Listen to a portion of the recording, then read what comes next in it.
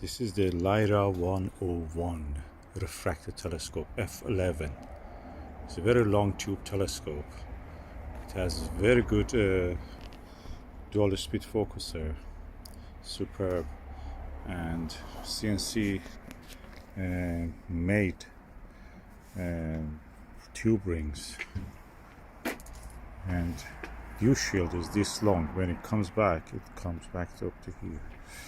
And when you look at the lens, this is the lens, you can see it's achromatic, but excellent views of the moon, and I've been able to see some globular clusters with this also. And it is very similar to the Lyra, the star wave, ultra star wave telescope, red one, which I have. I will compare them one day, so one side by side, also showing you how they look.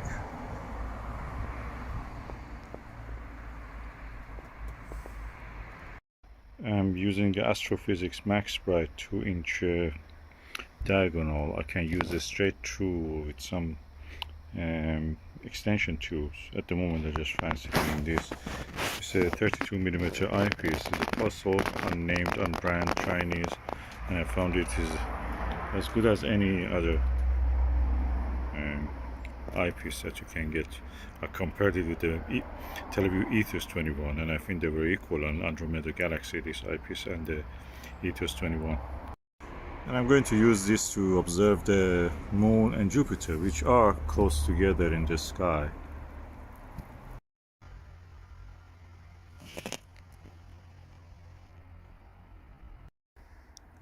Okay, I'm using the SVBony 3 to 8mm zoom eyepiece and this Lyra 101, and I can say that the image is very good of the. I'm looking at the Jupiter.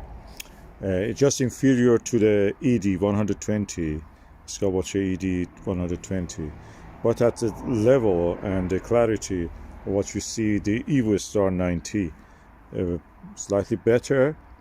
At the same time, the balance of it, because it's a tube which has no conical shape, is very well balanced. When you change focus or go back and forth, really stays at the focus, doesn't go the telescope don't go up or down.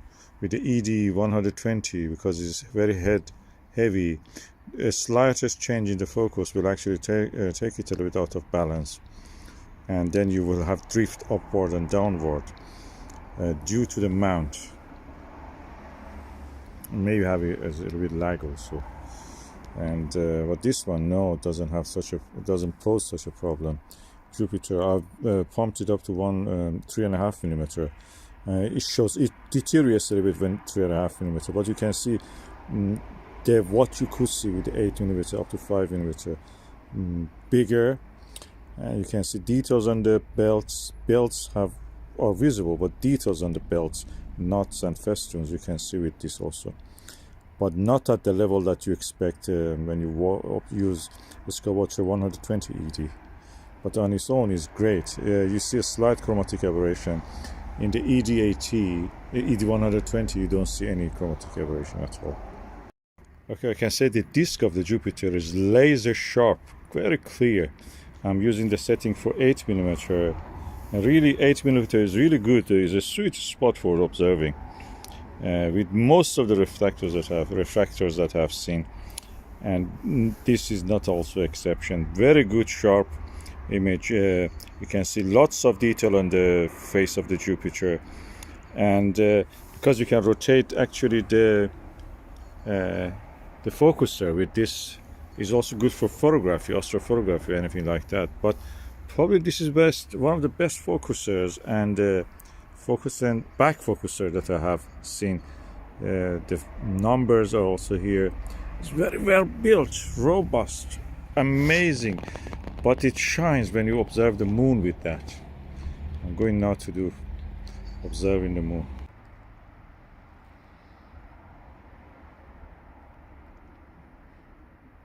Probably some of the sharpest views of the moon with this 32mm eyepiece, unbranded.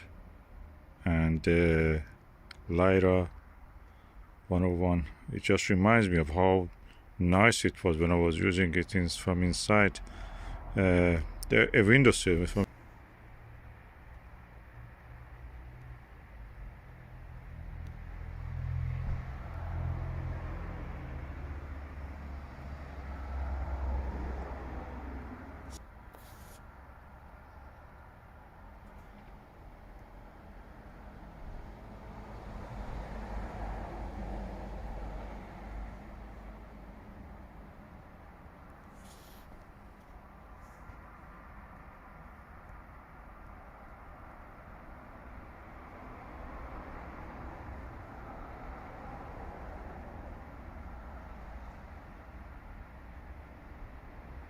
Now I'm using the Nirvana 16mm Helios Skywatcher Nirvana 16mm. One of the easiest and sharpest eyepieces I've ever seen. It's an 82-degree eyepiece, so quite brilliant eyepiece. The sharpness of it is amazing. Look at the details. You can just zoom on this one part. Also easy for me to hold it against the screen, much easier. So I changed it now to a standard Leica. In the setting of this mobile phone camera is a Huawei, so you can see it actually without much those red and other colors. That was all because of the camera. It was the wrong setting.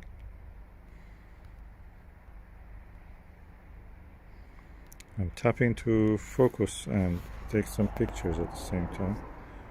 So now I just tapped on the bright side so it gets a little bit darker. You can see details better. It's better to tap it on where the highlands are, so they're brighter, and when it adjusts for those areas, the dark areas really shine and gets clear. Amazing. Probably one of the sharpest views of the moon I've seen is with this telescope and with the Nirvana 7mm eyepiece. Amazing views.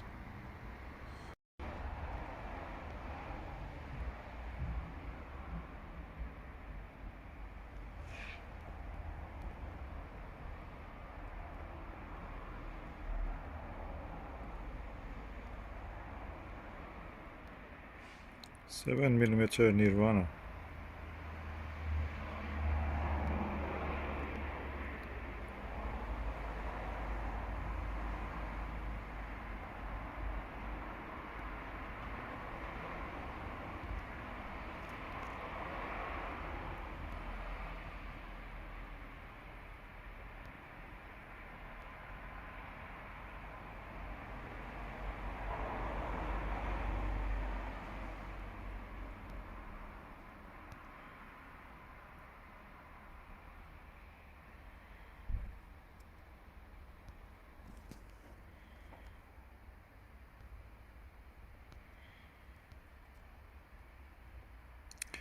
I think the star diagonal needs cleaning. That's one of the reasons I don't like to use the star diagonals.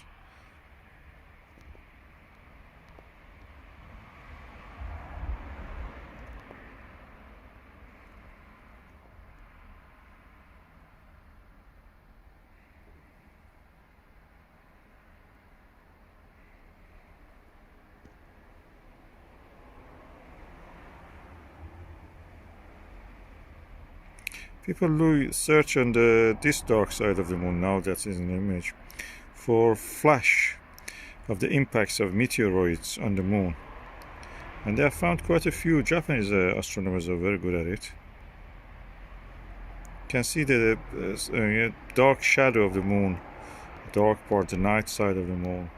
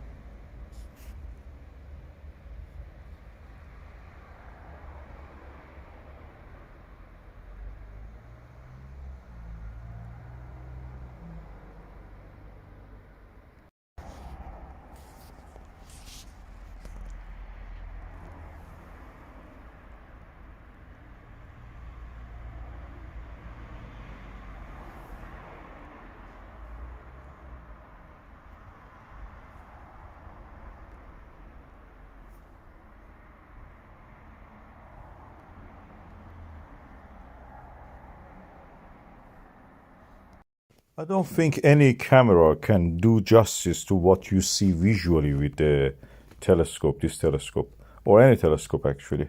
So these are some still images, and I've tried to some of them a little bit enhanced on the mobile phone with just the app of the camera. And you can see a lot of details, for example, Helios and the Mare Serenitatis, Helios at the center, Mare Serenitatis here, to the top part of the center. Here again at the lower part, the same Mare Serenitatis, and a lot of craters. You can see the Lunar V to the top of the middle. Here you can see in the left corner. Here you can see in the top part of the image, Lunar V. Helios again visible. This is a feature which reminds me of a coffee bean whenever I look at it. It's a volcanic feature, and I have some thoughts about that. I must publish a paper about this. This is a very interesting feature which I have not seen anybody covering it or anything published about this. So let me just work on that. And beside that, the image quality is amazing. When you enhance it a little bit, gets slightly closer to what you see visually. Visually is yet more appealing and more details you can see with any eyepiece. All the eyepieces, modern eyepieces, work perfect with the camera, especially with this telescope or any telescope, especially eyepieces like the SVBony 3 to 8 millimeter, any Plössl or any of the BSD star guider. I use also Takahashi LE 7.5 millimeter. I use the Nirvana 4, 7, and 16 millimeter. For example, this one I think is 16 millimeter Nirvana. It's amazing. The details we can see, of course, are much more. And there is not much chromatic aberration actually when you're looking at the moon. But the camera, the angle of the camera against the top of the eyepiece creates some chromatic aberration, blue fringing, for example. You don't see that visually. And like this one, look, it's very clear. I don't see any purple fringing. But anyway, this is a nice experience. It was just a little bit cold, so I just tried to come in and leave it for another night when it is a little bit less cold. What a beautiful night to have with this refractor telescope.